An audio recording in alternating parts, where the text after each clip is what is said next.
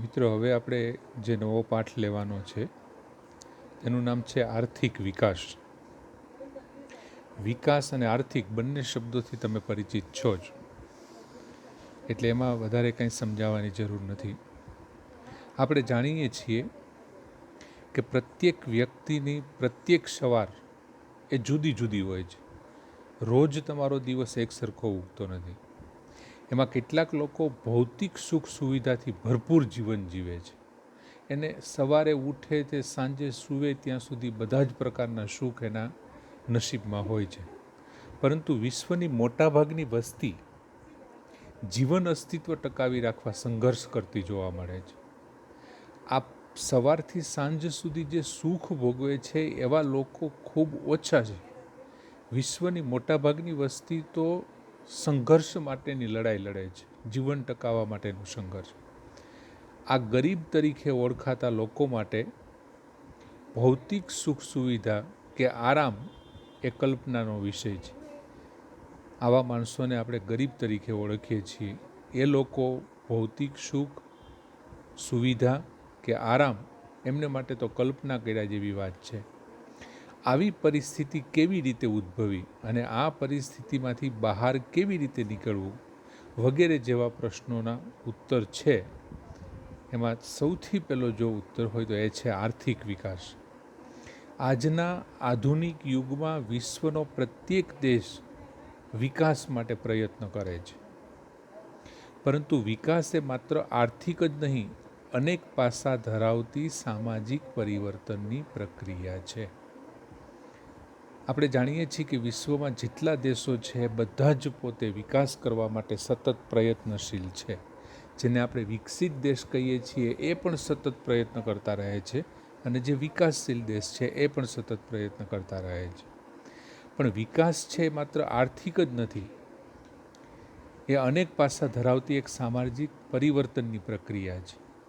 આર્થિક વિકાસ એ કોઈ પણ દેશની રાષ્ટ્રીય આવકમાં થતો સતત વધારો દર્શાવે છે. હવે આર્થિક વિકાસ એટલે શું? તો કે કોઈ પણ દેશ હોય એની રાષ્ટ્રીય આવકમાં સતત જો વધારો થાય અને એ જોઈ શકાતો હોય તો એને આર્થિક વિકાસ દર્શાવે છે. એ આર્થિક વિકાસ દર્શાવે છે. હવે એમના માટે રાષ્ટ્રીય આવક એટલે શું એ આપણે જોઈએ. આર્થિક વિકાસ એટલે દેશની રાષ્ટ્રીય આવકમાં સતત વધારો થવો. આર્થિક વિકાસ એટલે દેશની માથાદીઠ આવકમાં વધારો થવો અને લોકોના જીવન ધોરણમાં સુધારો થવો. આને આર્થિક વિકાસ કહેવાય. જો ફરી એક વખત, આર્થિક વિકાસ એટલે દેશની રાષ્ટ્રીય જે આવક છે એમાં સતત વધારો થવો. પછી માથાદીઠ આવકમાં વધારો થવો. માથાદીઠ આવક એટલે શું? તો કે રાષ્ટ્રીય આવક જે છે એને ભાંગા આપણી જેટલી વસ્તી છે એ જે જવાબ આવે ને માથાદીઠ આવક છે. અને જો માથાદીઠ આવક વધે ને તો લોકોના જીવન ધોરણમાં સુધારો થાય છે, અને એ સુધારો થવો એ આર્થિક વિકાસ છે. આ બાબતને આર્થિક વિકાસ કહેવામાં આવે છે. દેશની કુલ આવકને શું કહેવાય? તો કે રાષ્ટ્રીય આવક કહેવામાં આવે છે. દેશની કુલ રાષ્ટ્રીય આવકને દેશની કુલ વસ્તી વડે ભાગવાથી માથાદીઠ આવક પ્રાપ્ત થાય. માની લો કે તમારા ઘરમાં 10 રૂપિયાની આવક થઈ અને તમે ઘરમાં 5 જ વ્યક્તિ રહ્યો છો, તો માથાદીઠ આવક તમારી 2 રૂપિયાની થઈ. આ સીધો સટ હિસાબ થયો. એમ રાષ્ટ્રીય આવક એટલે દેશની કુલ આવક જે છે રાષ્ટ્રીય આવક, એને ભાંગ્યા એની વસ્તી, એનો જે જવાબ આવે એ માથાદીઠ આવક થઈ. જ્યારે જીવન ધોરણમાં લોકોને પ્રાપ્ત થતી સગવડો, હવે જીવન ધોરણ માટે લોકોને જે સગવડ પ્રાપ્ત થાય છે જેવી કે અનાજ, કપડાં, શિક્ષણ, આરોગ્ય, વાહન વ્યવહારની સુવિધા તેમજ રહેઠાણની સુવિધાનો સમાવેશ થાય છે. એક તો રોટી, કપડાં અને મકાન, આ 3 એની મુખ્ય જરૂરિયાત.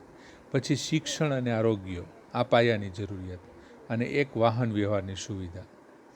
આ બધાનો સમાવેશ છે એની સગવડતામાં થાય છે. ભારતમાં આઝાદી પછી રાષ્ટ્રીય આવક અને માથાદીઠ આવકમાં વધારો થવાથી અનાજ, કપડાં, વીજળી, શિક્ષણ, આરોગ્ય, રહેઠાણ વગેરે સેવાઓના વપરાશ અને સુવિધામાં વધારો થયો છે. જો તમે જોતા હશો કે ભાઈ ભારત આઝાદ થયું એ પહેલાં એમની રાષ્ટ્રીય આવક, માથાદીઠ આવક ખૂબ ઓછી હતી. એટલે લોકો આપણે એમ કહીએ છીએ કે ભાઈ ત્યારે લોકો ખાલી બાજરાના રોટલા ને મઢા ખાઈ લેતા, દૂધને રોટલો ખાઈ લેતા અથવા છાશને રોટલો ખાઈ લેતા, કપડાં સાવ સાદા પહેરતા, ક્યાંય ગામડામાં ક્યાંય વીજળી નહોતી. તમે જોજો સૌથી વધારે અભણ લોકો કેવા હશે તો કે આ વૃદ્ધોને બધા અભણ હશે. આરોગ્યની બાબતમાં ક્યાંય કોઈ દવાખાનાના ઢંગધડા નહોતા, રહેઠાણ તો એકદમ કાચા મકાનો હતા.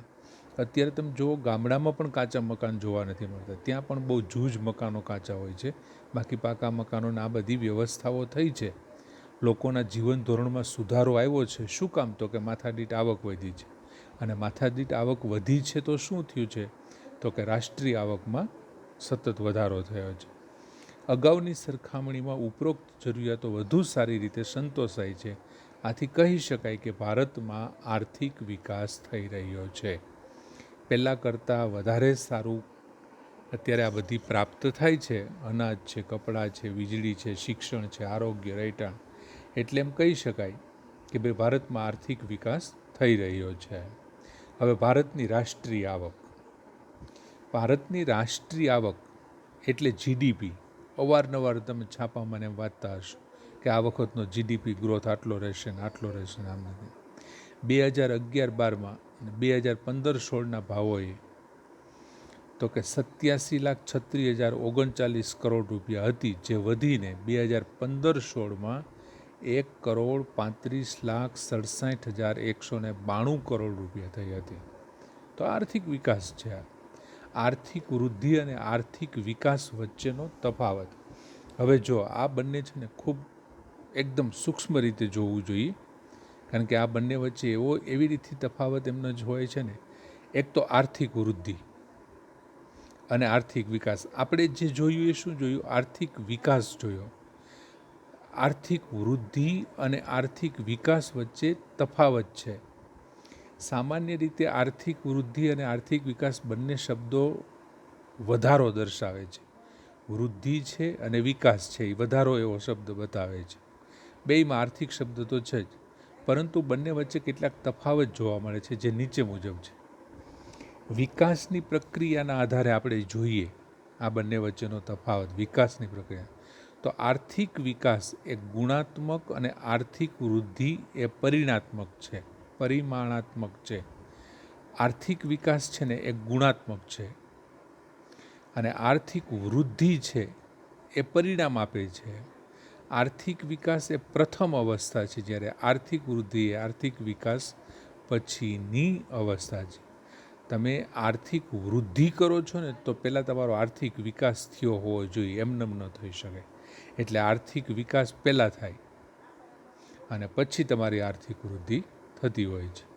અર્થતંત્રમાં થતા પરિવર્તનને આધારે જો જોઈએ તો અર્થતંત્રમાં થતા નવા સંશોધનોના આધારે ઉત્પાદનમાં થતો વધારો એ આર્થિક વિકાસ છે. ઉત્પાદનમાં જો કાંઈ વધારો થાય તો એ આર્થિક વિકાસ.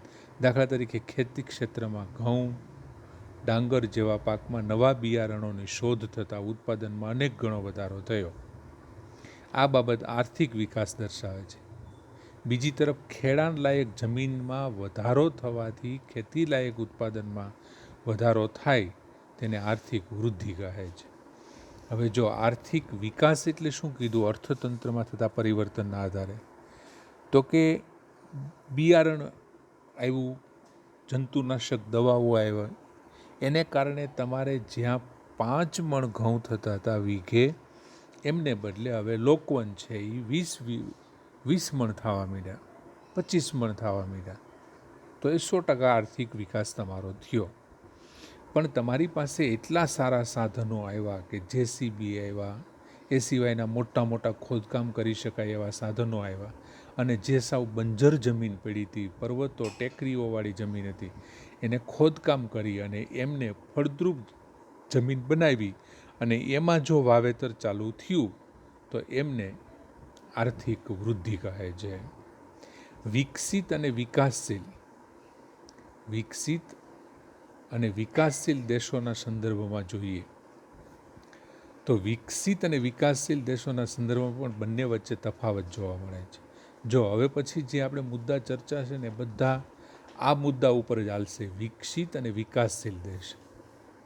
વિકસિત અને વિકાસશીલ દેશોના સંદર્ભમાં પણ બંને વચ્ચે તફાવત જોવા. વિકસિત દેશોની રાષ્ટ્રીય આવકમાં થતો વધારો એ આર્થિક વૃદ્ધિ કહેવાય. જો વિકસિત દેશોની રાષ્ટ્રીય આવકમાં થતો વધારો એ આર્થિક વૃદ્ધિ કહેવાય, જ્યારે વિકાસશીલ દેશોની રાષ્ટ્રીય આવકમાં થતો વધારો એ આર્થિક વિકાસ કહેવાય.